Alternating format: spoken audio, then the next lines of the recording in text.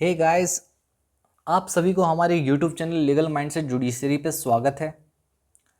तो आज हम पढ़ने वाले हैं सेक्शन 12 भारत साक्ष्य अधिनियम का, जो कि पहले हुआ करता था सेक्शन 14। बहुत ही इंपॉर्टेंट है, एग्ज़ाम में आता है। ठीक है, तो बहुत अच्छे से पढ़ेंगे। और जो फर्स्ट टाइम इस लेक्चर को देख रहे हैं, आप सभी के लिए डिस्क्लेमर, आपको मेरे वीडियो को एटलीस्ट 1.5x 6x या फिर 1.7x के स्पीड से देखिए, ताकि आपको थोड़ा इंटरेस्टिंग लगे। क्योंकि थ्योरी सब्जेक्ट है, कभी कभार बोर लगता है, बट मैं इतना आपको एश्योरेंस देता हूँ कि आपको कॉन्सेप्ट में कोई भी दिक्कत नहीं रहेगा। ठीक है, और चलते हैं, आगे बढ़ते हैं। सेक्शन 12 को अच्छे से पढ़ेंगे। तो सेक्शन 12 पढ़ने से पहले चलिए, वैसे बहुत गैप हो चुका है और थोड़ा एक बार रिवाइज कर लेते हैं।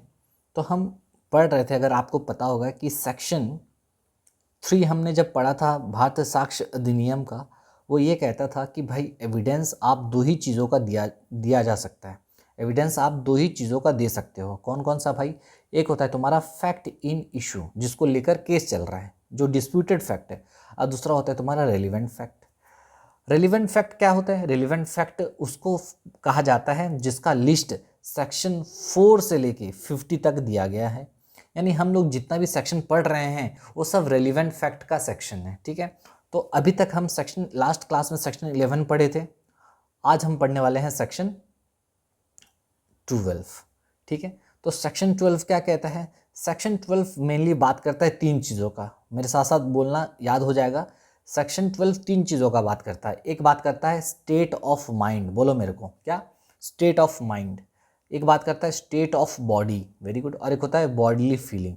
सिर्फ तीन चीज़ों के बारे में बात करता है कि कब कब ये तीन चीज़ों को आप रेलिवेंट मानोगे, कब कब आप स्टेट ऑफ माइंड को रेलिवेंट मानोगे, कब कब आप स्टेट ऑफ बॉडी को रेलिवेंट मानोगे, कब कब आप बॉडीली फीलिंग को रेलिवेंट मानोगे। समझ में आ रहा है मैं क्या कह रहा हूँ? अभी तक कुछ समझा नहीं रहा हूँ, बस आपको रटवा रहा हूँ। मैं क्या बोल रहा हूँ?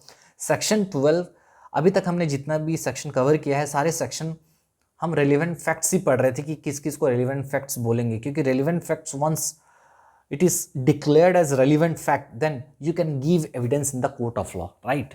तो हमको सबसे पहले ये खोजना जरूरी है कि which kind of fact can be declared as relevant, किस किस को रेलिवेंट फैक्ट डिक्लेयर किया जा सकता है। तो सेक्शन 12 बोलता है कि सेक्शन 12 तीन ही फैक्ट के बारे में बात करता है। एक स्टेट ऑफ माइंड, दूसरा स्टेट ऑफ बॉडी, तीसरा बॉडीली फीलिंग। ठीक है, तो कब कब आप स्टेट ऑफ माइंड को लेके, स्टेट ऑफ बॉडी को लेके, बॉडीली फीलिंग को लेके एविडेंस कोर्ट में दे सकते हो, उसको लेके सेक्शन 12 मेनली बात करता है। ठीक है, दिस इज इंट्रोडक्शन। ठीक है, अब समझते हैं। यहाँ तक समझ में आ गया? एक बार मार्जिनल नोट्स पढ़िए। क्या बोलता है? Facts showing existence of state of mind और बॉडी और बॉडीली फीलिंग। ऐसा कोई फैक्ट्स जो कि एग्जिस्टेंस बताता हो, किस चीज़ का? स्टेट ऑफ माइंड का, स्टेट ऑफ बॉडी का और बॉडीली फीलिंग का। ठीक है, समझ में आ रहा है? तो आइए एक बार बेयर एक्ट को रीडिंग करते हैं। तो देखिए क्या बोलता है।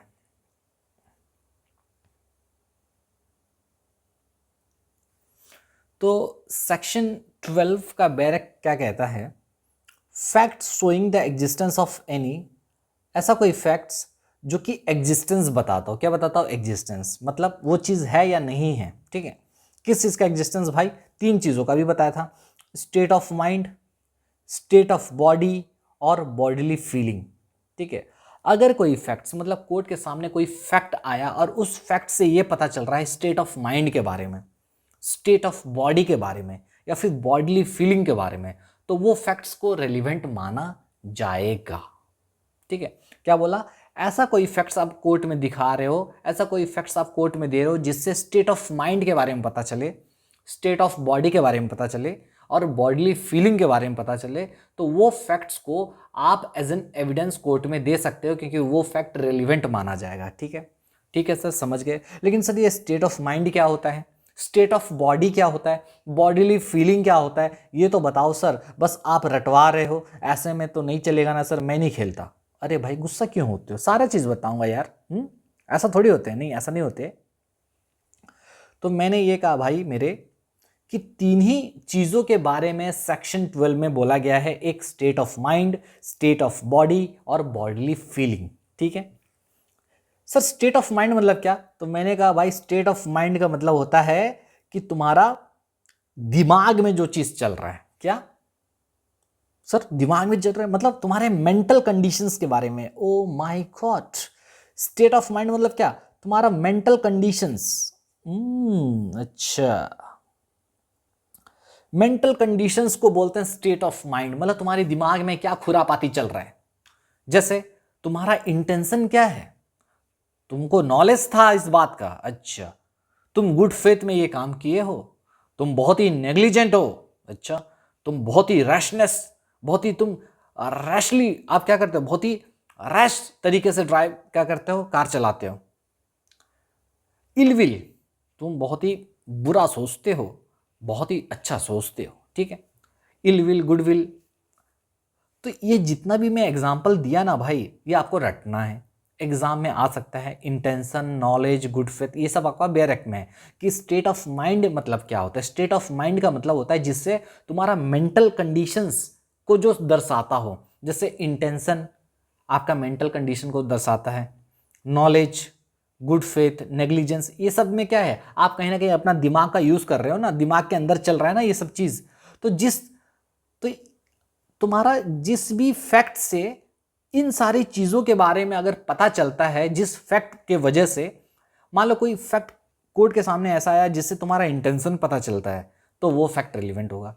कोर्ट के सामने ऐसा कोई फैक्ट है जिससे नॉलेज पता चलता है, तो वो फैक्ट भी रेलिवेंट होगा। कोर्ट के सामने ऐसा कोई फैक्ट है जिससे गुड फेथ पता चलता है, तो वो भी रेलिवेंट होगा। नेग्लिजेंस पता चलता है, वो भी रेलिवेंट होगा। ऐसा कोई फैक्ट आया जिससे ये सारी चीजें पता चलता है, मतलब स्टेट ऑफ माइंड के बारे में पता चलता है कोर्ट को, तो वो फैक्ट को हम रेलिवेंट फैक्ट बोलेंगे। Very good sir. अच्छा, अब थोड़ा आ रहा है, लेकिन सर एग्जांपल दो ना। चलिए देते हैं, तो इसको करो भाई खत्म। चलो अब मैं आता हूं एक एग्जांपल। मुझे बताइए, ये है मिस्टर ए। ठीक है सर, मिस्टर ए हुआ क्या, मिस्टर ए जो है ना, इसको पुलिस पकड़ के ले गया। पुलिस आया और इसको पकड़ के ले गया। ठीक है, और इस पर चार्ज लगा है। चार्ज किस चीज़ का लगा है? इस पर चार्ज लगा है मिस्टर ए पर, कि मिस्टर ए ने क्या किया है, मिस्टर ए ने क्या किया है, चोरी का सामान बेचता है, चोरी का सामान बेचता है। ठीक है, mister A is charged with selling the stolen items. ठीक है, ठीक है, मिस्टर ए पर चार्ज लगा है। Okay, mister A is tried for theft. ठीक है, चोरी का इल्ज़ाम लगा है इस पर, क्योंकि अगर आप चोरी का सामान में डील करते हो तो आपको भी माना जाएगा कि आप भी चोरी किए हो। ठीक है, सेक्शन 411 आई गेस आईपीसी का लगता है। ठीक है, देख लेना। ठीक है, 411 बोलता है अगर आप चोरी का सामान को बेचते हो ये जानते हुए कि ये चोरी का है, तो आपको भी भैया सेक्शन 411 आईपीसी का आप पर लग जाएगा सेक्शन। ठीक है, चलिए, तो मैं ये कह रहा हूं कि मिस्टर ए पर चोरी का सामान बेचने का इसके ऊपर लगा है। ठीक है, मिस्टर ए पर। तो मिस्टर ए के पास मतलब जितना भी सामान होगा, फॉर एग्जांपल मान लो मिस्टर ए के पास बहुत सारा कार था, बहुत सारा कार था और सब चोरी का है। अच्छा,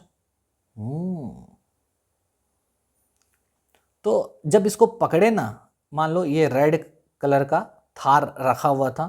ठीक है, तो मिस्टर ए के पास रेड कलर का थार था। जब इसको पकड़े तो पता चला भाई ये तो चोरी का है। लास्ट महीने किसी ने रेड कलर का थार का मिसिंग रिपोर्ट दिया था। ठीक है, मिस्टर ए को पूछे भाई कहाँ से आया, तो बोलता मुझे मालूम नहीं है कि चोरी का है। ठीक है, तो मिस्टर ए बोलता है कि मुझे मालूम नहीं सर ये चोरी का है। तो अब मुझे बताओ, तुम खुद सोचो, मिस्टर ए कह रहा है, आप खुद सोचो, आप कहीं पर फंस गए हो। ठीक है, आप पर चोरी का इल्ज़ाम लगा है और आप ये कह रहे हो कि मुझे मालूम ही नहीं कि ये चोरी का है, मेरे को किसी बंदे ने दिया था। आप कहते हो मिस्टर एक्स ने मुझे बेचा था, एक्स ने मुझे बेचा था, तो मैं खरीद लिया था, तो मिस्टर ए, आप सोच सकते हो हाँ शायद हो सकता है खरीदा हो, ठीक है, हो सकता है कि मिस्टर ए गुड फेथ में खरीदा हो, उसको नहीं मालूम हो कि चोरी का है फॉर एग्जांपल, ठीक है, समझते हैं। लेकिन मुझे बताओ मिस्टर ए का जब आप घर गए तो घर पे पता चला भाई गाड़ी का पूरा लाइन लगा हुआ है, अरे सलरी गाड़ी का लाइन लगा हुआ है, बहुत सारा गाड़ी है, तो फिर तुम्हारा बाइक है वगैरह, बाइक अब कैसे बनाऊं यार, ठीक है ना, बाइक है फॉर एग्जांपल, बाइक भी है, ये क्या हो गया, ठीक है, तो बाइक भी चल रहा है, सब कुछ है फॉर एग्जांपल, तो कैसे करोगे बताओ। तो मिस्टर ए पर चार्ज लगाए कि ये चोरी का सामान बेचता है, जब इसको रंगे हाथ पकड़े तो ये बोलता है मुझे मालूम ही नहीं, ये सीधा बोलता है कि मुझको पता ही नहीं कि ये चोरी का है। तो आप कैसे साबित करोगे कि मिस्टर ए को मालूम है कि ये चोरी का है, कैसे पता चलोगे, आप उसके दिमाग में तो घुसे हुए नहीं समझ में आ रहा है मैं क्या कह रहा हूँ, ये क्या डिफेंस ले रहा है, ये बोल रहा है मुझे मालूम ही नहीं है, ये बोल रहा है I have no knowledge, oh my God, ये क्या बोल रहा है भाई, ये बोल रहा है कि मेरे को तो नॉलेज ही नहीं है, मेरे को नॉलेज नहीं है, मेरे को तो दिमाग ही नहीं था कि भैया ये चोरी का है बोल के, मैं तो खरीदा हूँ एक्स से, ठीक है चल भाई तू खरीद लिया मान लेते हैं।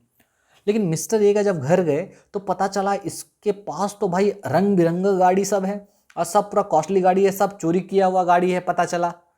तो अब मुझे बताओ कि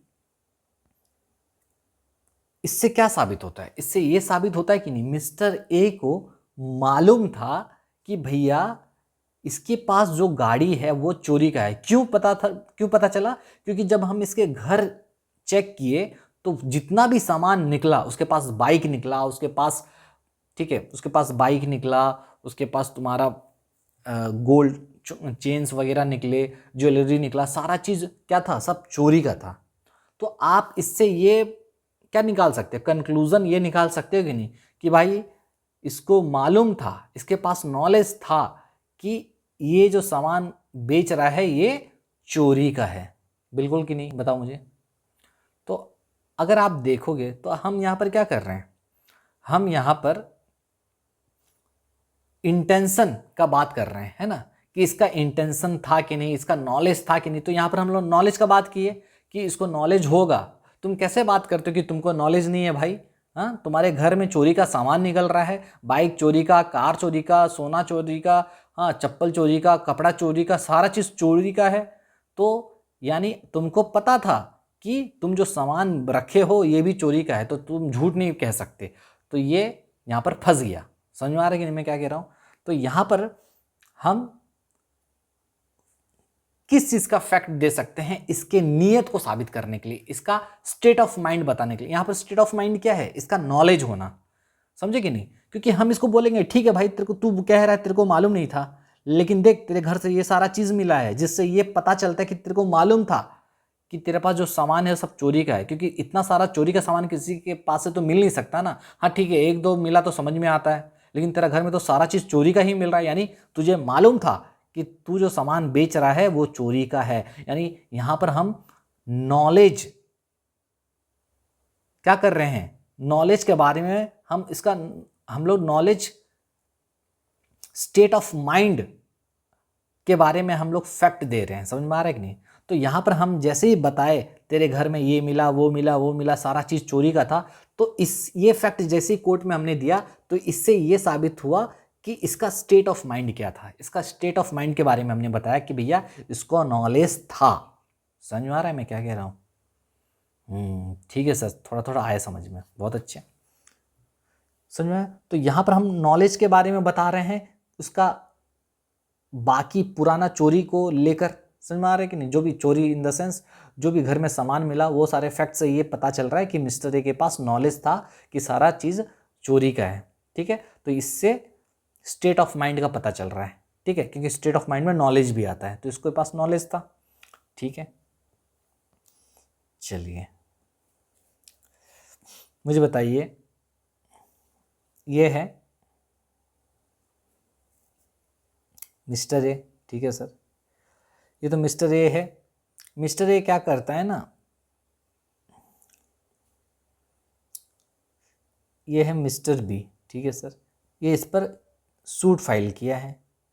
क्यों किया है sir suit file? Suit file ये किया है कि इसका एक कुत्ता है। अब कुत्ता कैसे बनाते हैं मेरे को नहीं मालूम भाई, कुत्ता आप कैसे बनाते हैं यार, एक्ट। चलो डॉग एक ठो लिख देता हूँ, ठीक है। मिस्टर ए का एक डॉग है। डॉग क्या किया है, इसको काटा है, ठीक है। तो डॉग ने बी को क्या किया है, काटा है भाई। तो अब डॉग ने बी को जब काटा तो बी क्या किया, सूट फाइल किया डैमेजेस के लिए, भैया मेरे को डैमेजेस चाहिए, तेरा कुत्ता मुझे काटा है। तो मिस्टर ए बोलता है क्या बात कर रहे हो, मेरा कुत्ता काटता है, बट मेरा कुत्ता नहीं काटता, क्या बात कर रहे हो आप, बकवास कर रहे हो, मेरा कुत्ता नहीं काटता है, ये ऐसा है ही नहीं। हाँ, तो ये बोलता है मेरा कुत्ता नहीं काटता है। कहने का ये मतलब है, ये अपने आप को ये बताना चाहता है कि मैं नेग्लिजेंट नहीं हूँ, मैं नेग्लिजेंट नहीं हूँ। समझ में आ रहा है कि नहीं? क्योंकि अगर इसका कुत्ता आते जाते सभी को काट रहा है, इसका मतलब कहीं ना कहीं मिस्टर ये नेग्लिजेंट है। समझ में आ रहा है? ठीक है, ये कह रहा है मैं नेग्लिजेंट नहीं हूँ क्योंकि मेरा कुत्ता तो किसी को नहीं काटता, बहुत अच्छा है भाई, ठीक है। लेकिन पता चला कि एक्स वाई जेड बहुत सारे लोग पहले भी मिस्टर ए को क्या किए हैं, कंप्लेन दिए हैं। अच्छा, कंप्लेन किस चीज़ का दिए हैं कि भैया तेरा जो कुत्ता है ना उसको संभाल, वो आते जाते भौंकता है हम लोग को, आते जाते क्या करता है, भौंकता है, ठीक है। तो काटने का कोशिश करता है, ठीक है, काटता है, भौंकता है, तो इसको संभाल। बहुत सारे कंप्लेन दिए थे क्योंकि पहले भी डॉग ने क्या किया था, XYZ को काटा था, तो इलोन कंप्लेन दिए थे मिस्टर ए को। तो जब मिस्टर बी को काटा तो मिस्टर बी बोल रहा है कि भैया अपना कुत्ता को संभालो और मुझको डैमेजेस दो, तुम्हारा कुत्ता काटा है। मिस्टर ए बोलता है कि मेरा कुत्ता तो काटता नहीं है, मैं नेग्लिजेंट हूँ ही नहीं, ठीक है। तो उस केस में मिस्टर बी ये कह सकता है कि देख भाई, XYZ पहले भी तेरा कुत्ता बहुत लोगों को काटा है, सबने कंप्लेन किया है, और तुम कहते हो तुमको पता नहीं कि तुम्हारा कुत्ता काटता है। तुमको नॉलेज है, तुमको नॉलेज था कि तुम्हारा कुत्ता काटता है, पहली बात तो ये। दूसरी बात, तुम नेग्लिजेंट भी हो, ये जानते हुए कि तुम्हारा कुत्ता काटता है इसको खुला छोड़ देते हो। समझ में आ रहा है? तो यहाँ पर मिस्टर बी कौन सा फैक्ट दे सकता है इसके नेग्लिजेंट होने का? कैसे फैक्ट देगा कि देखो पहले भी इसको कंप्लेन किए थे लेकिन ये सुना नहीं ठीक से। समझ में आ रहा है? तो इससे हम लोग क्या, ये जो फैक्ट हमने दिया XYZ के बारे में कि XYZ ने कंप्लेन किया था, तो हम यहाँ पर मिस्टर ए का स्टेट ऑफ माइंड को प्रूव कर रहे हैं कि नहीं, स्टेट ऑफ माइंड के को लेकर यहाँ पर सबूत दे रहे हैं कि नहीं, फैक्ट दे रहे हैं कि नहीं? जी सर। तो स्टेट ऑफ माइंड में तुम्हारा यही सब आ गया, गुड फेथ, नेग्लिजेंस। समझ में आ रहा है? जी सर।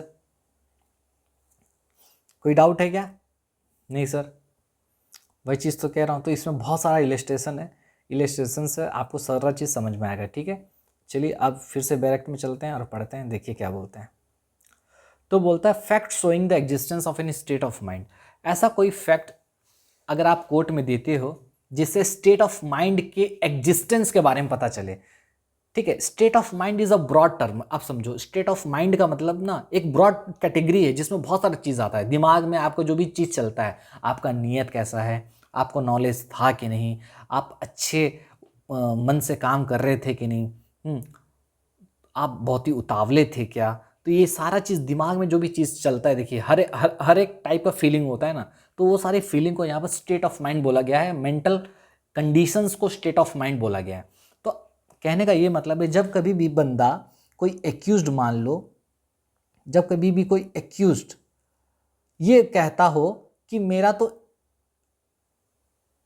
इंटेंशन ही नहीं था, मेरा तो इंटेंशन ही नहीं था, ठीक है, तो मैं चोरी कैसे करूँगा? समझे कि नहीं? मेरा तो इंटेंशन नहीं था। फॉर एग्जांपल हमारे वाले केस में मिस्टर ए जो था चोरी का सामान बेच रहा था, चोरी का सामान में डील कर रहा था। जब उसको पकड़े तो कहता है कि मेरा तो इंटेंशन ही नहीं था भाई चोरी का सामान बेचने का, मुझे मालूम ही नहीं था, ठीक है। तो यहाँ पर इंटेंशन को फिर प्रूफ कैसे करेंगे? समझ में आ रहा है? समझ में आ रहा है कि नहीं, कैसे प्रूफ करेंगे? क्योंकि किसी भी ऑफेंस में सबसे इंपॉर्टेंट क्या होता है, दो ही चीज़, एक तुम्हारा इंटेंशन, और दूसरा क्या होता है तुम्हारा एक्टस रियस, याद है एक्टस रियस, ठीक है। एक तुम्हारा इंटेंशन और तुम्हारा एक्टस रियस, मेंस रिया जिसको बोलते हैं, इंटेंशन मतलब मेंस रिया, तुम्हारा गिल्टी माइंड। तो एक इंसान का इंटेंशन था या नहीं था प्रूफ कैसे करेंगे? तो वही चीज को लेके सेक्शन 12 कहता है अगर कोई फैक्ट जिससे इंटेंशन का पता चले तो वो फैक्ट को रेलिवेंट माना जा सकता है। इंटेंशन का पता कैसे चलेगा? जैसे यहां पर ए के पास मान लो बहुत सारा, ए के पास ना एक नोट मिला, ठीक है, कितने का? 2000 का नोट मिला, ठीक है। जब ये रेस्टोरेंट गया था, मिस्टर ए रेस्टोरेंट गया था, रेस्टोरेंट गया तो 2000 का नोट जब दिया तो वहाँ पर जैसे स्कैन किया तो पता चला ये नकली नोट है, फेक करेंसी है। तो मान लो रेस्टोरेंट में मालिक के साथ इसका बहस वहस हो गया था, जब ये नोट दिया तो और वो गुस्सा हो गया, बोला ये क्या नकली नोट दे रहे हो, केस वेस हो गया मान लो फॉर एग्जांपल। तो मिस्टर ये कहता है कि सर मेरे को तो मालूम ही नहीं है कि फेक करेंसी है, मेरे को कैसे पता चल सकता है? तो नॉर्मल इंसान आप भी बोलोगे हाँ यार मिस्टर ए को कैसे पता चलेगा। लेकिन जब आप जब इसका बैकग्राउंड चेक किए मिस्टर ए का तो पता चला इसका घर में भाई बंडल है, हैं बंडल, हाँ बंडल है इसका घर में, तो पूरा घर पूरा पैक है भाई, घर पूरा पैक है फेक नोटों से। तो मुझे बताओ जब उसका घर में आप रेड मारोगे पता चलेगा इसका घर से इतना सारा फेक करेंसी मिला है तो आप क्या कहोगे? आप ये नहीं कह सकते हो, आप ये बताना चाहोगे ना कि देखो तुम्हारे घर से ये सारा चीज मिला है, जिससे ये साबित होता है, जिससे ये पता चलता है कि कहीं ना कहीं तुम्हारे पास ये नॉलेज था, तुम्हारा इंटेंशन भी होगा इस क्या करने का, फेक करेंसी को डिस्ट्रीब्यूट करने का, समझे कि नहीं? तो यहां पर हम जो फैक्ट दे रहे हैं उसका स्टेट ऑफ माइंड को लेके दे रहे हैं, समझ में आ रहा है? जिससे उसका स्टेट ऑफ माइंड के बारे में पता चले। तो वही चीज मैं कह रहा हूं, समझ में आ रहा है? तो अगर कोई फैक्ट्स अगर आप कोर्ट में देते हो जिससे स्टेट ऑफ माइंड का पता चले, स्टेट ऑफ बॉडी का पता चले या फिर बॉडी फीलिंग का पता चले तो वो फैक्ट्स को रेलिवेंट माना जाता है, ठीक है। स्टेट ऑफ माइंड में क्या क्या आता है सर? स्टेट ऑफ माइंड मतलब तुम्हारा मेंटल कंडीशंस, जैसे knowledge, intention, good faith, negligence, rashness, ill will, goodwill towards any particular person. मान लो किसी बंदे को लेकर आपका क्या नॉलेज है, क्या इंटेंशन है, गुड फेथ, नेग्लिजेंस, तो वो सारे को हम लोग बोलेंगे स्टेट ऑफ माइंड, ठीक है। उसी तरीके से स्टेट ऑफ बॉडी और बॉडीली फीलिंग मतलब क्या? स्टेट ऑफ बॉडी और बॉडीली फीलिंग का मतलब होता है तुम्हारा किसी मतलब फिजिकल कंडीशंस, जैसे ये मेंटल कंडीशंस था, उसी तरीके से किसी आदमी का जो फिजिकल कंडीशन है, उसका जो मेडिकल कंडीशंस है, उसका भी आप कोर्ट में क्या दे सकते हो? सबूत दे सकते हो, उसको भी आप वो सारे फैक्ट्स दे सकते हो जिससे उस बंदे का स्टेट ऑफ बॉडी पता चले, उसका फिजिकल कंडीशंस के बारे में पता चले, वो फैक्ट को भी रेलिवेंट बताया गया है, बंदा किस तरीके से कैसा वो फील कर रहा था, ठीक है, उसका बॉडी का कंडीशन क्या था, आप वो सारे फैक्ट्स कोर्ट में दे सकते हो और वो फैक्ट को रेलिवेंट बताया गया है। तो स्टेट ऑफ बॉडी और बॉडीली फीलिंग मतलब फिजिकल कंडीशन, उसका मेडिकल कंडीशन, जैसे इलनेस, पेन हो रहा था, उसका क्या सिम्टम्स था, बॉडीली इंजरी हुआ था क्या, फीवर था क्या, वोमिटिंग कर रहा था क्या, हाँ सांस लेने में दिक्कत था क्या, इंश्योरेंस लेते समय उसका मेडिकल कंडीशन क्या था, कोई डायबिटीज़ पेशेंट था क्या, हार्ट का प्रॉब्लम था क्या, हाँ जब उसको जहर दिया गया तो उस समय उसके बाद उसने क्या क्या कहा, उसका क्या सिम्टम्स निकला, कंडीशन क्या था बॉडी का, ये सारा चीज़ को हम लोग बोलेंगे भैया स्टेट ऑफ बॉडी और बॉडीली फीलिंग उसमें आता है, ठीक है। तो ये कहने का ये मतलब है जब कभी भी कोई फैक्ट से स्टेट ऑफ माइंड का पता चले, स्टेट ऑफ बॉडी का पता चले या फिर बॉडीली फीलिंग का पता चले तो हम उस फैक्ट को, जिससे स्टेट ऑफ माइंड का पता चल रहा है, स्टेट ऑफ बॉडी का पता चल रहा है और बॉडीली फीलिंग का पता चल रहा है, हम उस फैक्ट को क्या मानेंगे? रेलिवेंट मानेंगे, ठीक है, ठीक है, रेलिवेंट मानेंगे। कब रेलिवेंट मानेंगे? जब तुम्हारा वही स्टेट ऑफ माइंड, वही स्टेट ऑफ बॉडी और वही तुम्हारा बॉडीली फीलिंग इशू में हो, ठीक है।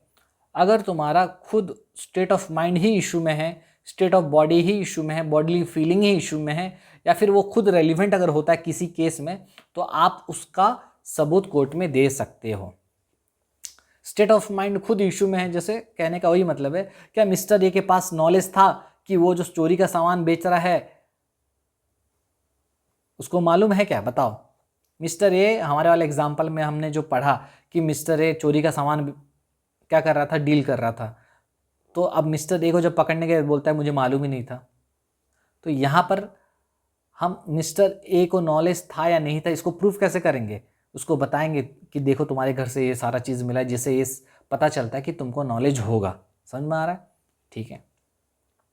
तो यहाँ पर हमारा वाले एग्जाम्पल में फैक्ट इन इशू क्या बन गया, क्या मिस्टर ए को नॉलेज था या नहीं था, तो वही चीज़ हो गया।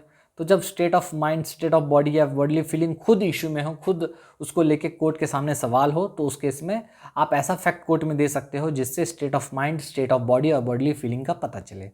सर स्टेट ऑफ माइंड समझ में आ गया कि मेंटल कंडीशंस, हमारा एक इंसान का नीयत क्या कहता है, उसका नॉलेज है या नहीं, गुड फेथ में काम किया कि नहीं, मतलब दिमाग में जो चल रहा है। ठीक है। स्टेट ऑफ बॉडी और बॉडीली फीलिंग में क्या डिफरेंस है सर, वो तो बताइए। आप तो एक साथ सारा चीज़ बता दिए। स्टेट ऑफ बॉडी का मतलब है कि तुम्हारा बॉडी का कंडीशन जो कि बाहर, मतलब इंसान बाहर बाहर से देख सकता है कि कैसा है कंडीशन तुम्हारा बॉडी का। ठीक है। और बॉडीली फीलिंग ये एक्सटर्नल चीज़ होता है। स्टेट ऑफ बॉडी मतलब तुम्हारा एक्सटर्नल चीज़ होता है, और बॉडीली फीलिंग तुम्हारा इंटरनल चीज़ होता है कि आप क्या महसूस कर रहे हो, वो आपको ही पता होगा। लेकिन स्टेट ऑफ बॉडी सबको पता होगा कि जैसे कोई लेडी प्रेग्नेंट है तो मैं भी देख सकता हूँ उसको, तो पता चलेगा प्रेग्नेंट है, आप भी देखोगे तो पता चलेगा प्रेग्नेंट है, क्योंकि जो बेली बम्प बोलते हैं मेरे ख्याल से वो आ जाता है तो पता चलता है ना।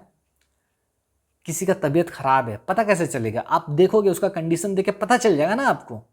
तो स्टेट ऑफ बॉडी उसको कहते हैं। और बॉडीली फीलिंग मतलब जो इंटरनल चीज़ है, जो उसको खुद को पता है, हमको पता नहीं, वो बताएगा तो पता चलेगा। समझ में आ रहा है कि नहीं? ठीक है। तो जिस फैक्ट से स्टेट ऑफ बॉडी का पता चले, बॉडीली फीलिंग का पता चले, वो फैक्ट को भी रेलिवेंट माना गया है, बशर्ते वो चीज़ खुद फैक्ट इन इशू में हो या फिर रेलिवेंट हो। ठीक है। चलिए एक इलस्ट्रेशन करते हैं।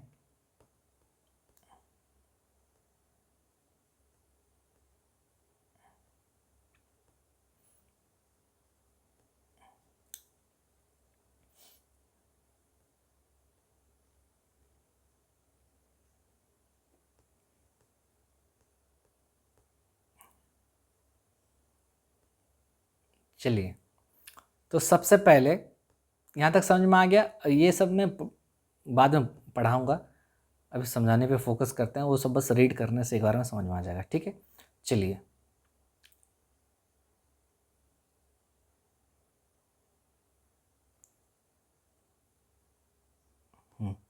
यहाँ पर आते हैं।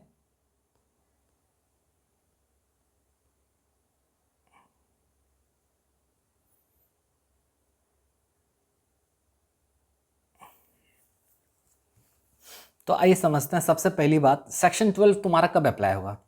सेक्शन 12 तब लगेगा जब तुम्हारा क्या, जब तुम्हारा मान लो गिल्ट या फिर इनोसेंस किस बात पे डिपेंड करता हो, तुम्हारा state of mind, state of body और बॉडीली फीलिंग पे डिपेंड करता हो, तो तुम्हारा सेक्शन 12 लगेगा। अगर मान लो तुम्हारा गिल्ट या फिर इनोसेंस, मतलब तुम कोई केस में तुम गिल्टी हो या फिर इनोसेंट हो, अगर स्टेट ऑफ माइंड या स्टेट ऑफ बॉडी या फिर बॉडीली फीलिंग पे डिपेंड करता है तुम्हारा गिल्ट और इनोसेंस, तो सेक्शन 12 लगेगा। लेकिन दूसरे फैक्ट्स पे डिपेंड करता है तो तुम्हारा ये नहीं लगेगा। ठीक है। दूसरी बात यह है, तो सेक्शन 12 नहीं लगेगा। दूसरी बात यह है कि सेक्शन 12 नेसेसरी क्यों है। देखो, मैं इलस्ट्रेशन बताने वाला था, इलस्ट्रेशन पहले समझाता हूँ वरना आपको लगे कि क्या है। तो स्टेट ऑफ माइंड मतलब क्या मालूम पड़ा? स्टेट ऑफ माइंड का मतलब होता है कि मेंटल कंडीशंस। तो किसी बंदे का स्टेट ऑफ माइंड क्या होता है, वो पर्सनल होता है। समझ में आ रहा है कि नहीं? आपके दिमाग में क्या चल रहा है मैं कैसे समझूंगा, आप ही जानोगे। लेकिन आपके दिमाग में चल रहा है कि मैं मिस्टर वी को कत्ल करूंगा या फिर मैं चोरी का सामान बेचूंगा, ये सारा चीज़ आपके दिमाग के अंदर जो भी चीज़ चल रहा है मैं उसको समझूंगा कैसे? क्योंकि ये तो बहुत डिफिकल्ट टास्क हो गया ना किसी का इंटेंशन जानना। हाँ, क्योंकि कोई भी कह सकता है मुझे मालूम ही नहीं था। तो वही चीज़ बोल रहा हूँ कि जब कभी भी स्टेट ऑफ माइंड को लेकर क्वेश्चन आए तो उसको प्रूव करने का कुछ कुछ तरीका है। जैसे आप उसके कंडक्ट से प्रूव कर सकते हो। हाँ, उसका उसका उसका कंडक्ट, उसका व्यवहार से उससे पता चल सकता है कि उसका क्या भाई, उसका स्टेट ऑफ माइंड कैसा है। स्टेटमेंट से पता लगा सकते हो। कंडक्ट का मतलब क्या है? कंडक्ट मतलब जैसे आप उसका इंटेंशन था मारने का, नहीं मारने का, पता कैसे चलेगा? या फिर वो चोरी का सामान बेच रहा है, नहीं बेच रहा है, पता कैसे चलेगा? जैसे हमने देखा कंडक्ट कि भैया उसके घर में भी बहुत सारा सामान मिला, ठीक है, तो ये सारा चीज़ से पता चला। दूसरी बात स्टेटमेंट्स, वो खुद कहता है कि हाँ मैं किया हूँ, हाँ मैं गिल्टी हूँ, तो तभी पता चल सकता है। कहने का ये मतलब है कि स्टेट ऑफ माइंड बहुत ही पर्सनल चीज़ होता है और ये प्रूफ किया जाता है कंडक्ट से, स्टेटमेंट से प्रूफ किया जाता है, या फिर कुछ अलग अलग सर्कमस्टांसेस या कोलेटरल फैक्ट से पता चलता है, जो कि बिफोर फैक्ट्स इमीडिएटली बिफोर और after the occurrence of the events.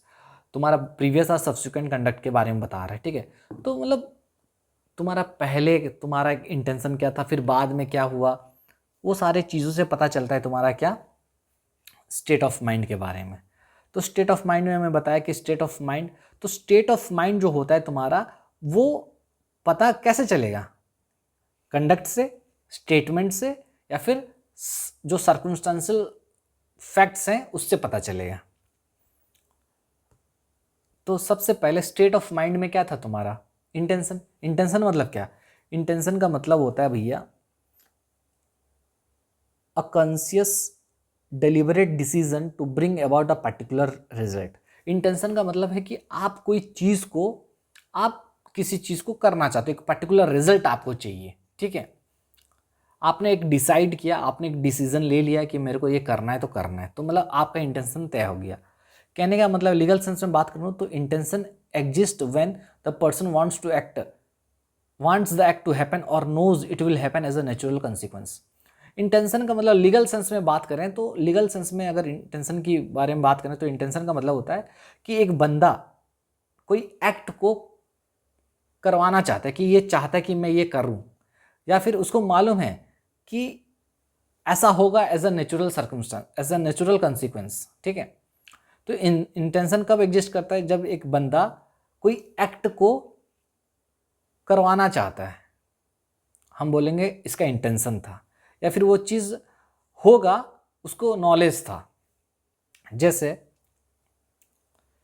ए ने बी के सर पे गोली मारा। अब मुझे बताओ, अगर ए बी के ठीक सर पे गोली मार रहा है तो इससे आप क्या इंटेंशन निकालोगे? आप इससे क्या मतलब मैसेज निकालोगे? इससे ये पता चल रहा है कि नहीं ए बी को मारना ही चाहता था, उसका इंटेंशन था मारने का, तभी तो सर पे मारा। Here A intends to kill B. समझ में आ रहा है मैं क्या कह रहा हूँ? इंटेंशन का क्या मतलब है? इंटेंशन का मतलब है जब कोई आदमी कोई पर्टिकुलर चीज़ करना चाहता हो, एक पर्टिकुलर रिजल्ट चाहता हो।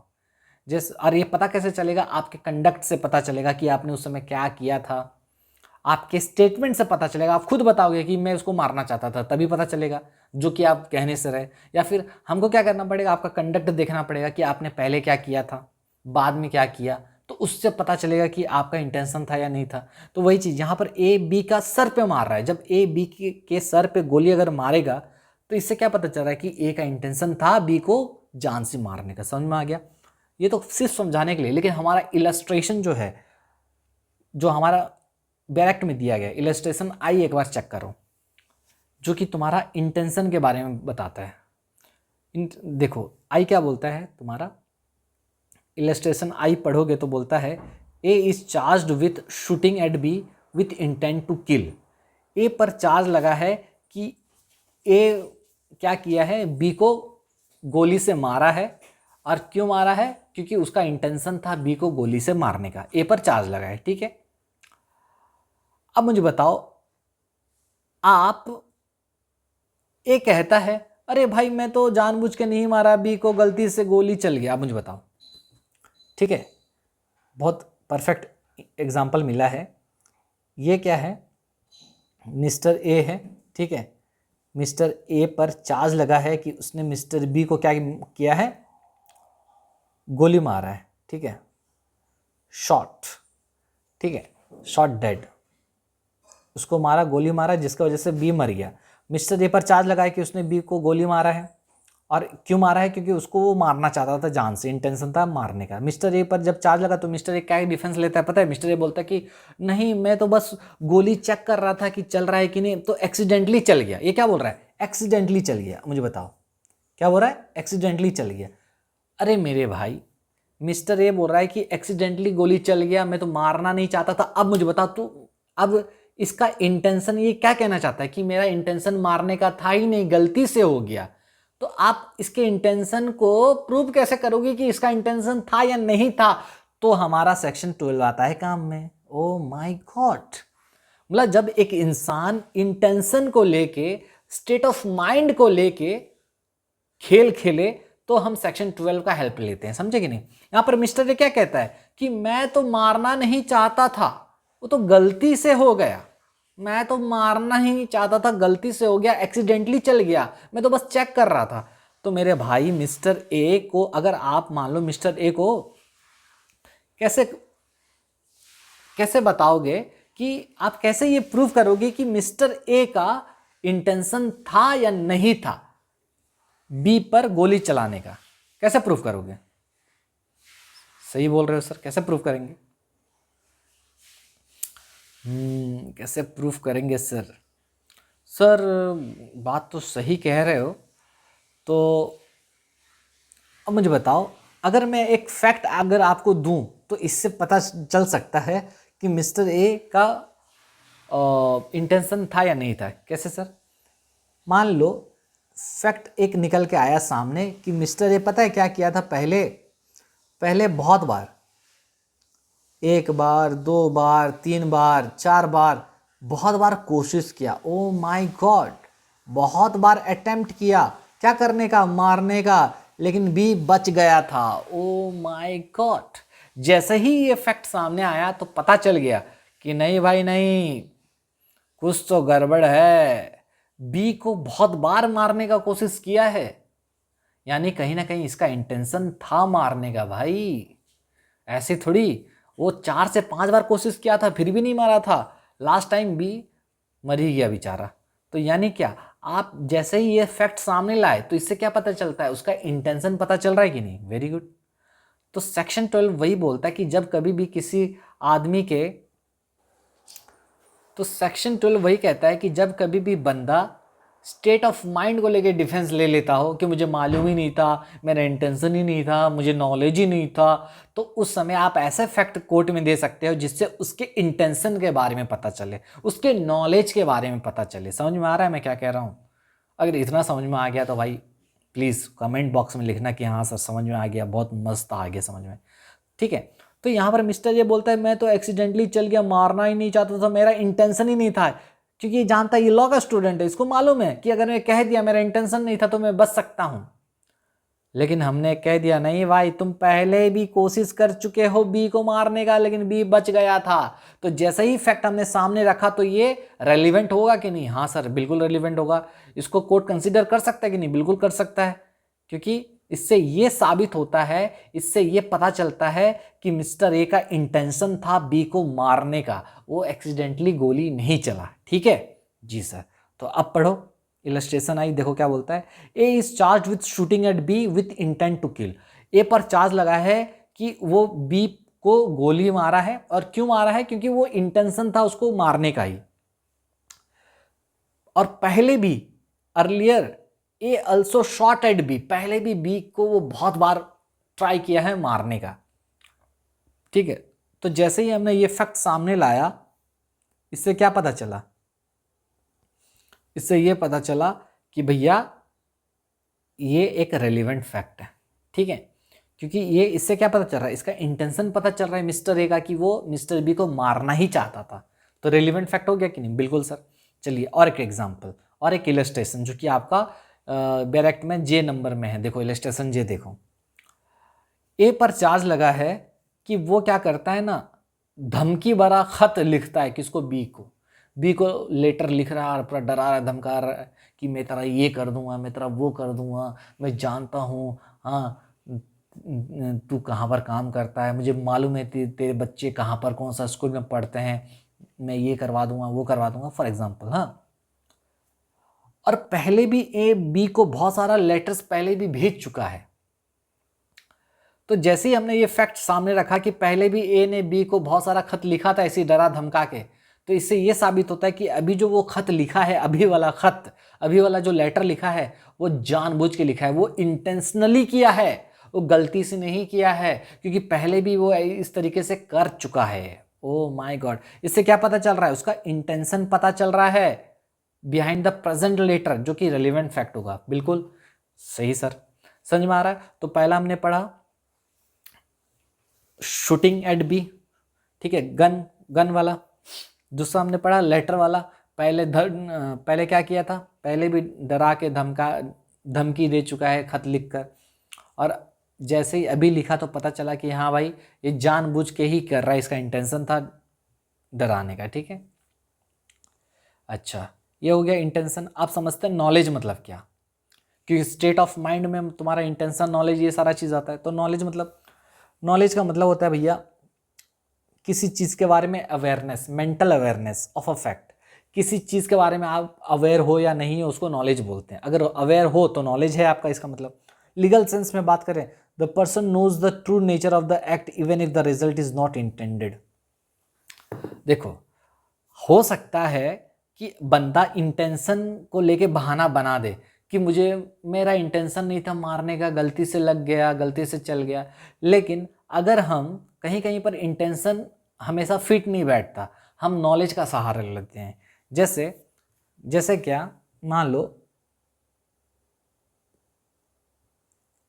मिस्टर ए कार चला रहा है, और कितना स्पीड में चला रहा है, 180 का स्पीड में चला रहा है। ठीक है, वो भी कहाँ पर, भीड़ एरिया में। मुझे बताओ, 180 का स्पीड में गाड़ी चला रहा है और बोल रहा है अरे मुझे तो मालूम ही नहीं था कि इतना स्पीड चलाने से ऐसा जान जा सकता है। अरे भाई मेरे, तो इंटेंशन को तो हम लोग हर जगह तो नहीं डाल सकते, तो नॉलेज को लाया गया। तो अब अगर मान लो कोई बंदा कहता है कि मेरे को तो मालूम ही नहीं था कि इतना स्पीड चलाने से ऐसा होता है, तो भाई एक आम आदमी भी कह सकता है कि अगर तुम भीड़ में स्पीड चलाओगे तो इसका खामियाजा क्या भुगतना पड़ेगा, क्या हो सकता है। हाँ, कोई भी बता सकता है, एक समझदार आदमी भी जान सकता है कि आग से तुम खेल रहे हो तो हाथ जल सकता है।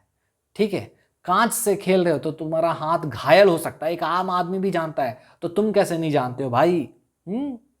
तो ये बोल रहा है, जिस बंदे को उसके रिजल्ट के बारे में पता चलता है कि ये मैं जो काम कर रहा हूं इसका रिजल्ट ये हो सकता है, इसका कंसीक्वेंस ये हो सकता है, जिसको मालूम है, तो हम बोलते हैं कि उसका नॉलेज है। भले ही वो करना नहीं चाहता था, भले ही मिस्टर ए कार स्पीड चला रहा है लेकिन वो किसी को मारना नहीं चाहता था, लेकिन हम ये तो कह सकते हैं कि इसको नॉलेज तो था कि मेरे इस चलाने से किसी का जान जा सकता है।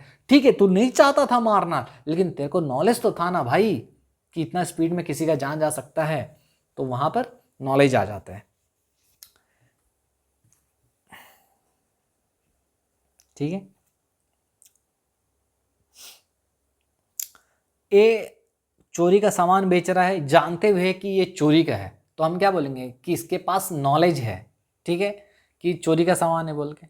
अब इसको लेके इलस्ट्रेशन कौन सा दिया है, तो शॉर्टकट में इंटेंशन का मतलब होता है वांट्स रिजल्ट्स, आप क्या चाहते हो, और नॉलेज का मतलब होता है अवेयर ऑफ द फैक्ट, अगर आप कोई फैक्ट के बारे में अवेयर हो तो।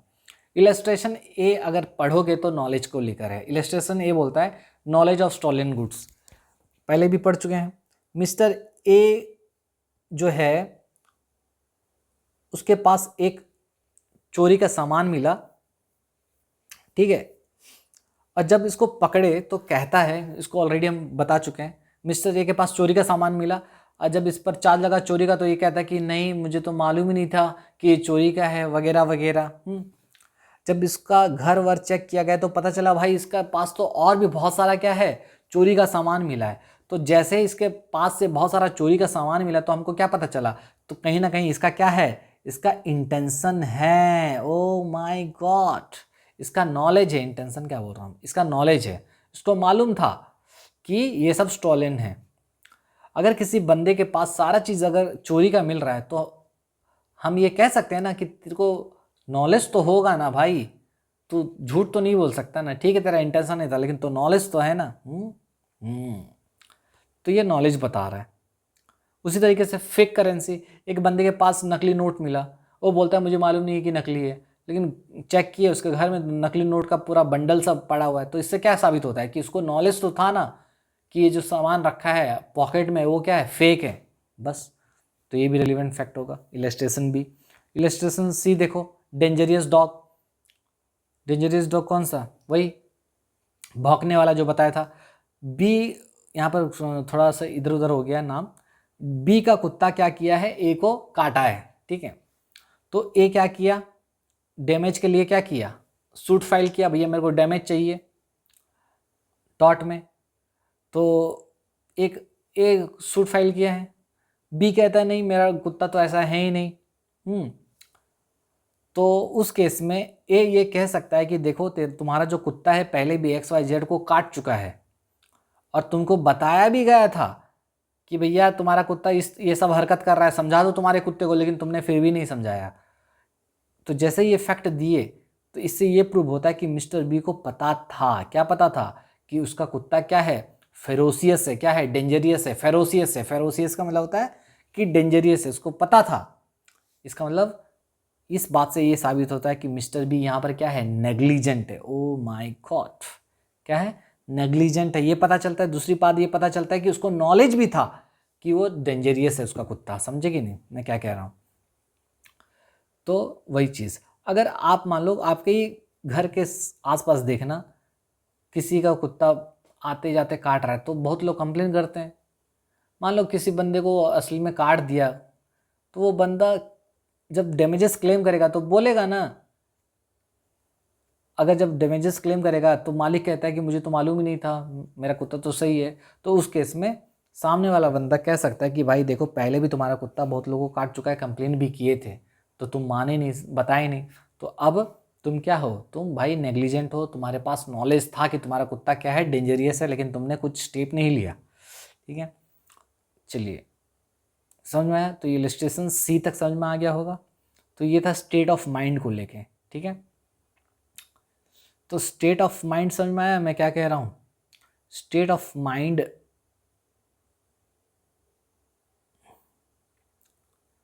तो अभी तक हमने क्या पढ़ा, स्टेट ऑफ माइंड ही पढ़ा कि भैया स्टेट ऑफ माइंड क्या होता है।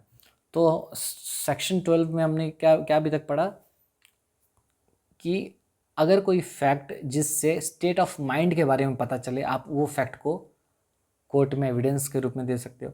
जिससे स्टेट ऑफ बॉडी का पता चले उसको कोर्ट में एविडेंस के रूप में दे सकते हो, या फिर बॉडीली फीलिंग का पता चले उसको भी आप एविडेंस के रूप में दे सकते हो। स्टेट ऑफ माइंड का मतलब होता है तुम्हारा मेंटल कंडीशन, उसमें ये सारी चीज़ आता है, इंटेंशन, नॉलेज, गुड फेथ, ये सारी चीज़ आता है। ठीक है, उसके बाद हमने ये पढ़ा कि भैया इंटेंशन ये तुम्हारा क्या, सेक्शन 12 कब अप्लाई होगा, जब कभी भी किसी बंदे का गिल्ट या इनोसेंस स्टेट ऑफ माइंड पे डिपेंड करता है, स्टेट ऑफ बॉडी पे डिपेंड करता है, तो सेक्शन 12 लगेगा। लेकिन दूसरे फैक्ट्स पे करता है तो सेक्शन 12 नहीं लगेगा। ठीक है, उसके बाद हमने ये पढ़ा कि सेक्शन 12 स्टेट ऑफ माइंड को प्रूफ कैसे करेंगे, क्योंकि स्टेट ऑफ माइंड मतलब क्या, किसी दिमाग के अंदर घुसने वाला चीज़ है। किसी दिमाग के अंदर क्या चल रहा है हम प्रूफ कैसे करेंगे। तो ये प्रूफ करना थोड़ा सा बहुत ही डिफिकल्ट है ना, कि आपके दिमाग में बहुत ही क्रिमिनल थिंकिंग चल रहा है, किसी को मारने का आप सोच रहे हो, तो ये प्रूफ कैसे करेंगे। तो ये प्रूफ किया जा सकता है खुद, जब आप खुद ये कन्फेशन करते हो, खुद एडमिशन करते हो तो पता चलेगा, या फिर आपके कंडक्ट से पता चलेगा कि आप पहले क्या किए थे, बाद में क्या किए, इवेंट होने के बाद, उससे पता चलेगा स्टेट ऑफ माइंड। वही चीज़ बोल रहा है। तो स्टेट ऑफ माइंड में तुम्हारा इंटेंशन आता है, नॉलेज आता है, गुड फेथ आता है, नेग्लिजेंस, रैशनेस, इलविल, गुडविल। ठीक है, और ये सभी चीज़ को हम एक एक करके समझ रहे थे। तो अभी तक हमने सबसे पहले इंटेंशन समझ लिया, आई और जे। इंटेंशन वाला एग्जाम्पल क्या था तुम्हारा, कि मैं गलती से गोली चल गया बोलता है, जबकि वो जानबूझ के मारा रहता है। तो हमने साबित कैसे किया इंटेंशन था या नहीं था? हमने बताया कि मिस्टर ए पहले भी बी को बहुत बार मारने का कोशिश किया था, तो इससे ये साबित होता है कि अभी जो गोली मारा है जानबूझ के मारा है, इंटेंशनली मारा है।